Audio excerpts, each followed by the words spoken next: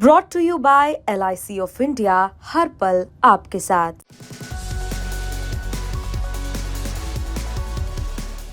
नमस्कार। आप देख रहे हैं बिस्तक का खास शो बजट और बाजार। बजट बेहद ही नजदीक आता चला जा रहा है और ऐसे में एक्सपेक्टेशंस बहुत हैं इस बजट को लेकर।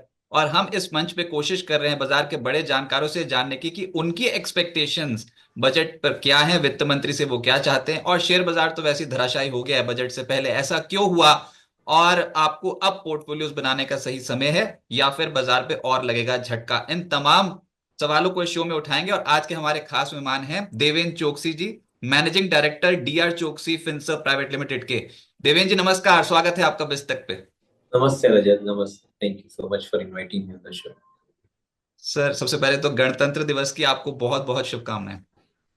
आप सभी को भी गणतंत्र दिवस की खूब खूब शुभकामना है।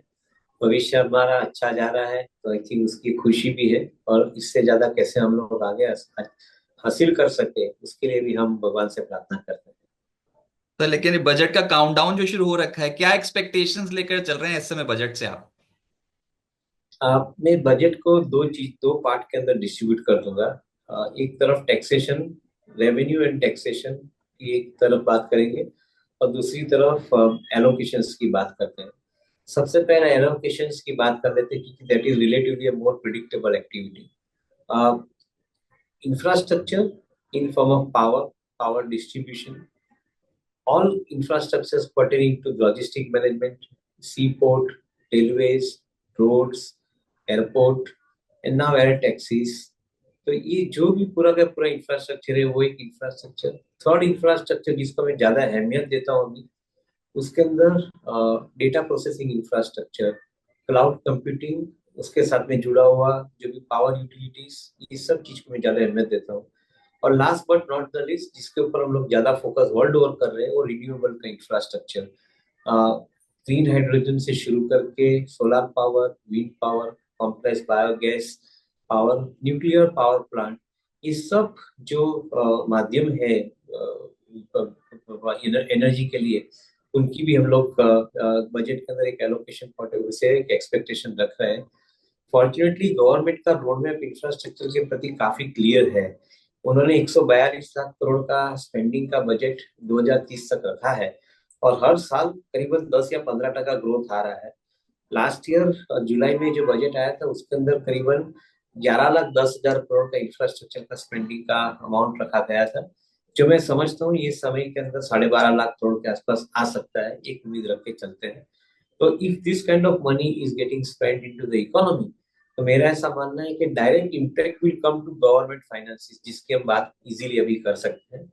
Because on one side when you spend money on infrastructure, on other side you end up collecting taxes by way of indirect taxes and also by way of income tax, क्योंकि आप जो हिसाब से पैसे डिस्ट्रीब्यूट रहे infrastructure spending में, so it ultimately results into the spending and the tax collection thereafter। मैं ऐसा समझता हूँ कि जो हिसाब से बॉयंसी है डायरेक्ट टैक्स और इनडायरेक्ट टैक्स के अंदर, गवर्नमेंट की शक्ति बढ़ गई है ये स्पेंड करने के लिए। तो I think we are distinctly positive about I think the possibility of tax collection as well as I think the spending money on the projects which we are talking about। जो चीज के ऊपर हमें ज्यादा कंसर्न भी रहना चाहिए, ये गवर्नमेंट के अंदर जो ब्यूरोक्रेसी बैठी है, वो ब्यूरोक्रेसी टाइम एंड अगेन कोई भी चीज को स्मूथ नहीं चलने देती, उसके ऊपर ब्रेक लगा देती है। ये ब्रेक लगनी बहुत दुर्भाग्यपूर्ण है, क्योंकि आप कोई भी चीज को उसके समय के पहले प्री मैच्योर एक्सपायर कर देते हो, गलत हो रहा है। फॉर एग्जाम्पल, इलेक्ट्रिक व्हीकल का पेनिट्रेशन अभी तक 2% है। जब तक आपके पास 10%, 20% इलेक्ट्रिक व्हीकल का पेनिट्रेशन नहीं होता, उसके पहले आप उसकी कोई भी पॉलिसी में छेड़छाड़ ना करें। ये एक एक्सपेक्टेशन है। तो ये जो चीज है, तो मार्केट के माध्यम से हम डेफिनेटली गवर्नमेंट को कम्युनिकेट करते हैं फ्रॉम टाइम टू टाइम, और रिक्वेस्ट करते हैं कि आप कोई भी एक चीज के ऊपर जल्दी से निर्णय लेके वो चीज का जो पॉलिसी डिसीजन लिया गया उसको बदल ना दें। कोई भी पॉलिसी को 10 या 15 साल तक आप चालू रखें, सो दैट उसके अंदर हम आगे जाके उसका बेनिफिट ले सके। ऐसा हम गवर्नमेंट को प्रस्ताव भी रख रहे हैं। सर लेकिन ये इकॉनमी स्लो डाउन के स्पाइरल में कैसे फंस गई?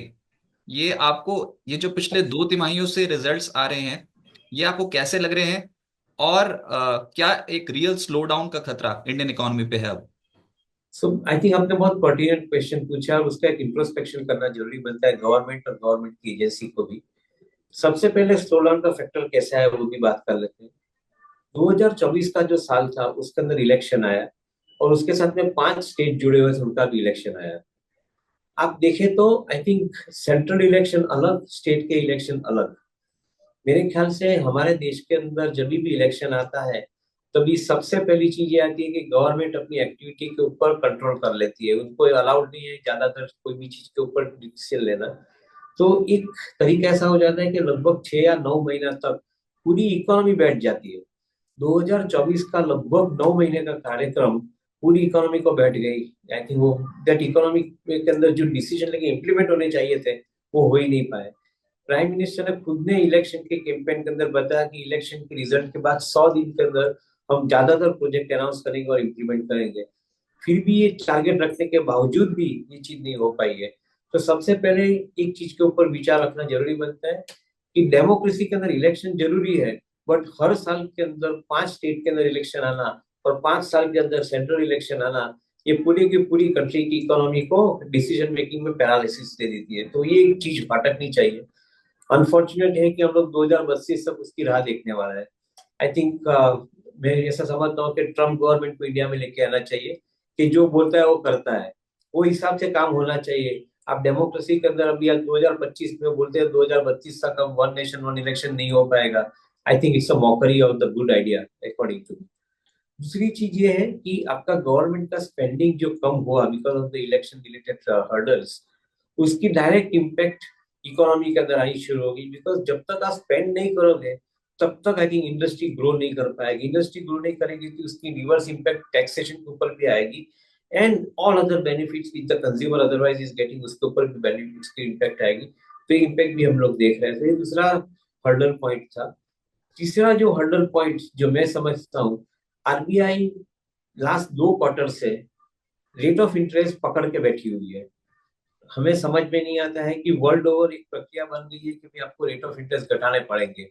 अगर इकोनॉमी को चलानी है तो रेट ऑफ इंटरेस्ट घटाने पड़ेंगे। हम इकोनॉमी को चलाने की जगह पे इकोनॉमी के अंदर इन्फ्लेशन कैसे कंट्रोल करना उसके ऊपर फोकस कर रहे हैं। मैं नहीं मानता हूँ कि ये कोई सही तरीका है, क्योंकि monetary policy is a short term handle, it cannot be employed for a long term purpose. अगर आप इकोनॉमी के अंदर रेट ऑफ इंटरेस्ट नहीं घटाते हो तो इट इज आपका फजूल बात करना रहेगा कि आप कंट्री को बोल रहे कि आप स्पेंड करो। इकोनॉमी के अंदर आप कस्टमर के पास जब ईएमआई के फंड्स के अंदर कॉस्ट बढ़ती है तो उसकी स्पेंडिंग क्षमता कम हो जाती है। बाद में कॉर्पोरेट हो या इंडिविजुअल हो तो उसकी क्षमता स्पेंड करने की कम हो जाती है। ये भी एक मेजर चैलेंज है, मैं ऐसा समझता हूँ। और चौथी चैलेंज जो जो है वो एक बहुत पर्टिनेंट चैलेंज है। आप एक तरफ बोल रहे हैं प्राइम मिनिस्टर के ईज ऑफ डूइंग बिजनेस। आप एवरी सिंगल ऑर्गेनाइजेशन के अंदर कोई भी इंडस्ट्री में जाके देखिए, कोई भी स्मॉलेस्ट पर्सन को जाके बात करिए, everybody will say that there is nothing which is called ease of doing business. Everything is talking about hardship of doing business. GST के माध्यम से हमने टैक्स कम किया, मगर जीएसटी को फाइल करने के लिए जो आज की तारीख में भी आज ऑलमोस्ट 10 साल होंगे, अगले साल के अंदर 10 साल के बाद भी आपका जीएसटी स्ट्रगल कर रहा है, स्मूथ प्रोसेस नहीं बन रहा है। ये कैसे चल सकता है? तो जब तक ये सब चीज के ऊपर आपका कंट्रोल नहीं आता है तब तक आप इकोनॉमी के अंदर ग्रोथ की बात नहीं कर सकते हो। मैं एक बहुत जोक्युलर वे में एक बात करता हूँ कि हमारे वहाँ एक आदत बन गई है कि गाड़ी चलाओ, ब्रेक के पैडल के ऊपर पाँव रखो और गाड़ी को खाली एक्सीलेटर के ऊपर रेस करते रहो, गाड़ी आगे जा ही नहीं सकती है। अगर गाड़ी गलती से भी थोड़ी आगे चली गई तो थोड़े बहुत स्पीड ब्रेकर बना दो तो गाड़ी की स्पीड टूट जा रहा है। आई थिंक ये जो माइंडसेट है वो माइंडसेट के ऊपर थोड़ा कंट्रोल लाना जरूरी बनता है, मेरा ऐसा मानना है। आपने इन तमाम जो चैलेंजेस के बीच में आपने इलेक्शंस की भी बात की। सर, स्पेंडिंग तो हो रही है, स्टेट इलेक्शंस में थोड़ा फ्रीबीज बांटने के ऊपर अब चुनाव लड़ा जा रहा है, और पक्ष विपक्ष या फिर कोई भी पार्टी हो फ्रीबीज के ऊपर ज्यादा आ गई है। तो लोगों का जो हार्ड अर्न मनी जो होती है उसका इस्तेमाल सरकार ये फ्रीबीज देने में कर रही है। ये भी बहुत बड़ा एक इशू हो गया है इस समय इकोनॉमी के लिए। अच्छा, ये आप कैपेक्स बोल रहे हो 12.5 लाख करोड़ रुपए या 12 लाख करोड़ रुपए के आसपास इस बार आएगा। कंजम्पशन को बूस्ट मिलेगा क्या? That is a direct indirect benefit coming to the consumption, क्योंकि कंजम्पशन को बूस्ट लेने के लिए रेट ऑफ इंटरेस्ट घटाने जरूरी बनते हैं। रेट ऑफ इंटरेस्ट घटेगा तो कॉर्पोरेट वर्ल्ड के अंदर आई थिंक फंड्स बोरो करने की क्षमता बढ़ेगी। उनकी क्षमता बढ़ती है तो automatically I think projects implement होने शुरू हो जाएंगे and it will ultimately start distributing money in the hands of the consumer.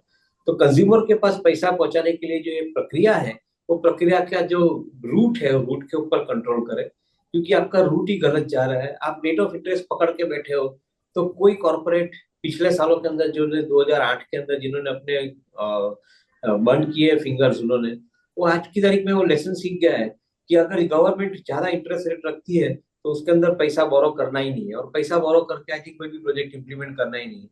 तो आई थिंक ये प्रोसेस चालू रहेगा। हाँ, फॉर्चुनेटली कैपिटल मार्केट के माध्यम से 2024 के अंदर काफी कॉर्पोरेट फंड्स जुटा के लेके गए, बिकॉज कैपिटल मार्केट स्ट्रांग रहा था। अगर उसको भी स्ट्रेंथन रखना था तो उसके लिए आपने जो डेरिवेटिव की जो रेगुलेशन है उसको आपने ट्वीक कर दी। तो दैट मीन्स के गवर्नमेंट इज बिकमिंग हैंडीकैप। एक तरफ आपको गवर्नमेंट को ग्रोथ लानी है, दूसरी तरफ जो जो माध्यम में से ग्रोथ आ रही है वहां पे आप कोई ना कोई चीज के अंदर चेड़ा करते हो, तो फिर आई थिंक प्रॉब्लम होने वाला ही है। अनफॉर्चुनेटली चीज ऐसी है कि हम लोग ये सब चीज को एक साथ में जोड़ के नहीं देख रहे हैं। हर रेगुलेटर अपनी दृष्टि से खुद अपने खुद के निर्णय ले रहा है, गलत हो रहा है। इनफैक्ट आई थिंक इफ आपको एक कंट्री को आगे लेके जाना है तो I think everybody should sit together and work together. ये जो प्रोसेस जो है वो प्रोसेस अभी तक नहीं बना है, तो अनफॉर्चुनेट पार्ट है कि हम लोग स्लो डाउन की बात कर रहे हैं, हम लोग सब चीज की बात कर रहे हैं। मैं नहीं मानता हूँ कि स्लो डाउन कितनी बड़ी थ्रेट है at this point of time, but इतनी बड़ी कंट्री को आपको चलाना है तो आपको सब के निर्णय जो है वो साथ में मिलजुल के लेने पड़ेंगे। आप अलग अलग तरीके से निर्णय लोगे तो आई थिंक इकोनॉमी बैठ जाएगी। हम बात कर रहे थे कि हमारे यहाँ पर घरेलू मैन्युफैक्चरिंग को बढ़ावा मिले। अब ट्रम्प जब से आए हैं तो वो अमेरिका फर्स्ट पॉलिसी के ऊपर चल रहे हैं, और उन्होंने तो साफ तौर पे धमकी दे दी, या तो उत्पादन यहाँ पर करो अमेरिका में, नहीं तो फिर हायर टैरिफ्स के लिए तैयार रहो। इसका असर आप इमर्जिंग मार्केट्स पे क्या देखते हैं? आई थिंक मैं ऐसा देखता हूँ कि is a fourth right government policy in America और आई एडमायर देम। क्योंकि कोई भी कंट्री अपने खुद के बेनिफिट के लिए, अपने खुद के सिटीजन के बेनिफिट के लिए काम करे तो उसके अंदर कोई हमें क्वेश्चन नहीं होना चाहिए। हम इंडिया एज एन इकोनॉमी, हम ऐसा मानते हैं कि I think we have a larger role to play in growth of America. क्योंकि हमारे वहाँ हम तो as such I think we are importers from America, we are not net exporter to America. हमारा जो एक्सपोर्ट है उसके सामने हमारा इंपोर्ट का बिल बहुत बड़ा है, तो हमें इतनी कोई थ्रेट की जरूरत नहीं है। And I don't think that our Indian industries are threatened because of this. On the contrary, India, India is working hard to work along with America to not only supply students to their universities, but they also supply talent to the universities of America. जैसे today some of the larger CEO companies के CEO जो है, they are all Indians. और मैं ऐसा समझता हूँ कि ये प्रक्रिया आगे जाके भी अच्छी तरह से बढ़ने वाली है। सो मैं नहीं मानता हूँ कि अमेरिका की जो पॉलिसी है वो गलत है। ऑन द कंट्री, मैं मानता हूँ कि अमेरिका पॉलिसी ला रही है वो अपने लिए सबसे बेनिफिट है। आज $500 बिलियन के आप डेटा सेंटर्स और एआई कंप्यूटिंग के अंदर आप जो फंड्स खर्चा करने जा रहे हो, उसका डायरेक्ट इनडायरेक्ट बेनिफिशियरी इंडिया है।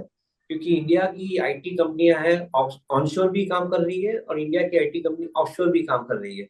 तो मैं ऐसा समझता हूँ कि I think America would should be very happy with this kind of a process. हाँ, दूसरी चीज है कि उनको भी एक चीज को वे करना पड़ेगा कि आप ऑनशोर सब एक्टिविटी करोगे तो आपकी cost economy of the product and services should match with the global standard. वो जब तक नहीं आती है तब तक आपका जो डिजायर है कि सब चीज अमेरिका में शिफ्ट हो जाए, वो इमीडिएटली नहीं होने वाला है। बट मैं ऐसा मानता हूँ कि इंडिया की government is working very very pragmatically, very very progressively. और जो हिसाब से अमेरिका की गवर्नमेंट के साथ में मिलजुल के काम करने की वो लोग चेष्टा कर रहे हैं, मैं उसको एडमायर करता हूँ। और मुझे लगता है कि इंडिया की इकोनॉमी और इंडिया की इंडस्ट्री के लिए समय उससे बेटर आ सकता है, because I think we are working together. तो आपसे बात करके तो समझ में आ गया चैलेंजेस बहुत हैं, और ये साफ तौर पर पता लग रहा है स्टॉक मार्केट भी उसको रिफ्लेक्ट कर रही है। ये वापसी कब करेंगे, कुछ उम्मीद है क्या स्थिति सुधरती हुई? क्योंकि बहुत ज्यादा पोर्टफोलियोज में ड्रॉ डाउन आ गया अचानक से। रजत, आई थिंक अनफॉर्चुनेट पार्ट है, जिन्हें मैं थोड़े टाइम पहले जब भी मैंने उल्लेख किया कि हर रेगुलेटर अपना खुद का सोचता है। आरबीआई अपना खुद का मॉनेटरी पॉलिसी सोचती है, सेबी अपना खुद का डेरिवेटिव मार्केट के ऊपर रेगुलेशन लाने की सोचती है। गलत हो रहा है। मैं मानता हूं कि derivative market is excessively speculated, but आप ₹1 का इक्विटी के अंदर धंधा होता है तो ₹40 का डेरिवेटिव में धंधा होता है आपका। वर्ल्ड ओवर सबसे एक्सपेंसिव मार्केट हमारा है, और आज नहीं है, ये पिछले कितने सालों से ही एक्सपेंसिव है। अगर ये आपको एक्सपेंसिव मार्केट को और ये आपका हाईली स्पेक्युलेटिव मार्केट को आपको ब्रेक करना है, तो आपको करना ये है कि डेरिवेटिव का वॉल्यूम नेचुरली कंट्रोल में आवे, डिलीवरी बेस्ड वॉल्यूम बढ़े, और उसके साथ में डेरिवेटिव का वॉल्यूम कंट्रोल में आ रहा है। आप करने क्या जा रहे हो कि डेरिवेटिव के मार्केट के अंदर जो मार्केट लॉट की साइज 10 लाख थी वो आप 20 लाख कर रहे हो। आई थिंक मुझे तो समझ में नहीं आता है कि आप, जो हम लोग नॉर्मल भाषा में बात करते हैं कि भाई जिसको आपको दारू नहीं पिलाना उसको आप दारू पिला रहे हो, तो होएगा क्या, उसका वो बैलेंस छूट जाएगा आप में से। आप 20 लाख का डेरिवेटिव कॉन्ट्रैक्ट करके अब कुछ अचीव नहीं कर पाओगे, उससे आपका कोई रेगुलेशन कंट्रोल में नहीं आएगा, ना आपका स्पेकुलेशन कंट्रोल में आएगा। क्योंकि एक आदत जो बन गई है कि जो ट्रेडर है वो ट्रेडर डब्बा में ट्रेडिंग करते हैं जाके, आप डब्बा को कंट्रोल कितना कर पाओगे? एक रेगुलेटर है, 500 ट्रेडर है, कितने डब्बे को आप कंट्रोल कर पाओगे? मेरे ख्याल से ये गलत डायरेक्शन में हम जा रहे हैं। मेरा ऐसा मानना है कि as a regulator you should look at, I think, how best you can employ the technology. आपका 1 रुपए का पोर्टफोलियो है, उसके सामने आप कितना रुपए का डेरिवेटिव में एक्सपोजर देना चाहते हो उसको लिंक कर दो और ऑटोमेटिकली कॉन्ट्रैक्ट साइज निकाल दो। ये एक सबसे बड़ा रेगुलेटरी आपका मूव होना चाहिए। दूसरा मूव ये होना चाहिए, उसके इस माध्यम से आप देखेंगे तो automatically you are encouraging investors to increase the equity. Equity के अंदर इंक्रीज करेगा तो डेरिवेटिव का वॉल्यूम ऑटोमेटिकली बढ़ेगा। सो आई थिंक वो आपका नेचुरल ऑब्जेक्टिव सेटिस्फाई हो जाएगा। तीसरी चीज है, आप डेरिवेटिव के स्टॉक को कंट्रोल करना छोड़ दो। जितना का मार्केट, एक शेयर का जो ट्रेडिंग आप कर सकते थे, एक शेयर से डेरिवेटिव में ट्रेडिंग करो। आज की तारीख में technology is available with you, including blockchain, तो क्यों आप नहीं कर रहे हो? तो मैं ऐसा मानता हूँ कि काफी सुझाव है, even for the regulatory aspect of the business. साथ में मिलकर काम करना चाहिए। यहाँ पे किसी का कोई हम लोग फॉल्ट फाइंड नहीं कर रहे हैं, but at the same time I think यहाँ पे साथ में बैठ के काम करना चाहिए, हर रेगुलेटर को साथ में जोड़ के काम करना चाहिए। इनफैक्ट फाइनेंशियल मार्केट की जो एक रिक्वायरमेंट है, that all regulator should be under one umbrella. हर IRDA इज अलग, SEBI is separate, RBI is separate, PFRD is separate. Why can't there be a super regulator on the top of everything so that customer को benefit मिलना शुरू हो जाए? I think ये चीज के ऊपर हमें कंस्ट्रक्टिवली काम करना जरूरी बनता है। then we can overcome some of the deficiencies in our regulations. Sir ये सारी चीजें तो रेगुलेटरी इश्यूज के चलते हुई ना। ये सरकार ने तो पिछले बजट में STT इंक्रीज किया था FNO की ट्रेडिंग के ऊपर, और कैपिटल गेन्स इंक्रीज किया था शॉर्ट टर्म और लॉन्ग टर्म। तो क्या इस बजट में सरकार इसको और आगे बढ़ाएगी, इस परंपरा को, या फिर ये बस हो गया? पिछली बार मार्केट की हालत ठीक थी, इस बार खराब है। सी, आपने STT इंक्रीज किया, आपने STT इंक्रीज किया, आपने long term capital gain tax increase किया, मार्केट को उससे कोई विपत्ति नहीं है। आप पैसा कहाँ खर्चा कर रहे हो उसके ऊपर मार्केट को विपत्ति है। आपने टैक्स के पैसे तो जुटा दिए, आप डिस्ट्रीब्यूट कर रहे हो फ्री ऑफ कॉस्ट, अकाउंटेबिलिटी कहाँ है? I think this accountability has to be established. कोई बजट के अंदर अकाउंटेबिलिटी एस्टैब्लिश नहीं हो रही, तो ये चीज के ऊपर आपको ज्यादा क्वेश्चन पूछना चाहिए कि आपने फंड तो ले लिए, आप इलेक्शन के माध्यम से फ्री बी डिस्ट्रीब्यूट कर रहे हो। ये फ्री बी डिस्ट्रीब्यूट कब तक चलेगा? जब तक ये टैक्स पेयर पैसा भरते जाएगा, आप उसके टैक्स के पैसे ये जगह पे डिस्ट्रीब्यूट करोगे या उसका कंस्ट्रक्टिव यूज करोगे पैसे का? ये चीज के ऊपर क्वेश्चन होना चाहिए। Unfortunately accountability of the tax payer, accountability to the tax payer is not there, unfortunately. तो ये चीज जब तक नहीं आती है तब तक आपको शायद ये हमारी जो डिजायर है वो डिजायर को कंट्रोल में रखना पड़ेगा कि भाई हम ज्यादा टैक्स नहीं भरना चाहते हैं, ये हमारी डिजायर है, मगर फिर भी गवर्नमेंट कंपल्सरी टैक्स ज्यादा बढ़ाती है। मैं नहीं मानता ये बजट के अंदर STT या कोई भी तरीके के सिक्योरिटी ट्रांजैक्शन टैक्स या कोई भी तरीके के कैपिटल मार्केट के टैक्स के अंदर बदलाव आएगा, क्योंकि लगभग 6-7 महीना ही हुआ है अभी तक बजट को। तो मैं नहीं मानता हूँ कि आई थिंक ये चीज के ऊपर कुछ फर्क पड़ेगा। बट मैं मानता हूँ कि ये पैसे जो आप खर्चा कर रहे हो टैक्स पेयर के पास लेके, उसकी अकाउंटेबिलिटी आपको टैक्स पेयर पे होनी चाहिए। इनफैक्ट मैं ये सुनना चाहता हूँ फाइनेंस मिनिस्टर से, गवर्नमेंट से, कि आप जो फंड्स कलेक्ट कर रहे हो आप टैक्स पेयर को उसका हिसाब दे रहे हो कि नहीं दे रहे हो? देना चाहिए। बजट के माध्यम से आप खाली फिगर दे देते हो, टैक्स पेयर को जाके हिसाब दीजिए कि आपके पैसे मैंने यहाँ पे खर्चे किए, आपको मंजूर है या मंजूर नहीं है। ये चीज के ऊपर डायलॉग होना चाहिए, ये नहीं हो रहा है अभी तक।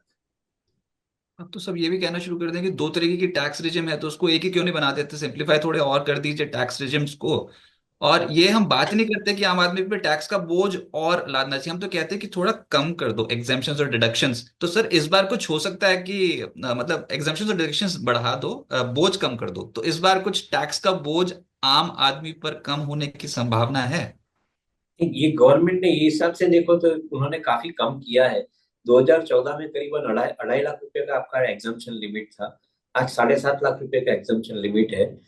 आई थिंक ये गवर्नमेंट ने काम नहीं किया, ऐसा हम नहीं बोलते, ये हिसाब में उन्होंने काम अच्छा किया है। जरूर ज्यादा मैं मानता हूँ कि आई थिंक ये 7.5 लाख का आप टैक्स एग्जाम्पशन बढ़ा के ग्रेजुअली 10 लाख तक लेके जाइए। I think that also I would be probably expecting, because every money that you leave in the hand of the tax payer is ultimately resulting into spending.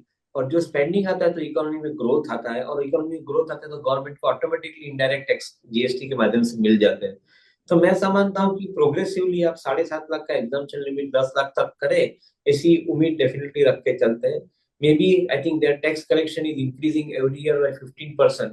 That much money they can use it for giving the exemption. यानी 7.5 लाख के ऊपर आपको आज की तारीख में 10% या 15% का एग्जाम्पशन बढ़ाना है तो आपके पास जगह है, because your tax collection is increasing accordingly.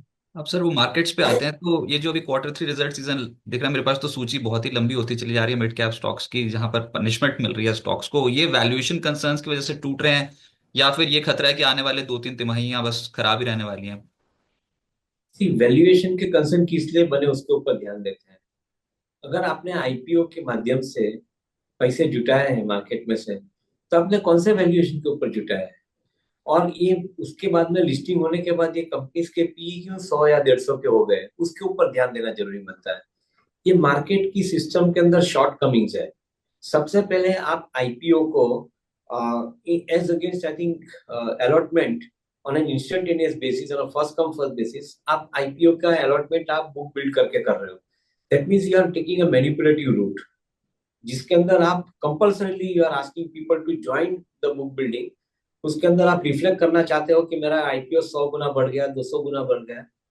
500 रुपये का, 500 करोड़ का फंड रेज के लिए आपके पास 50,000 करोड़ आ गए, 1 लाख करोड़ आ गए। ये जो चीज आपकी बंद हो रही है उसके ऊपर आपका ध्यान देना जरूरी बनता है। ये मैनिपुलेशन चल रहा है। उसकी जगह पे सिंपल चीज ये होनी चाहिए कि आपको आईपीओ आज लेके आए तो उसको फर्स्ट कम फर्स्ट बेसिस के अंदर मार्केट के अंदर अलॉट कर दो, क्योंकि आपका प्राइस बैंड तो डिस्कवर हो ही चुका है। ऑटोमेटिकली इन्वेस्टर समझ जाएगा।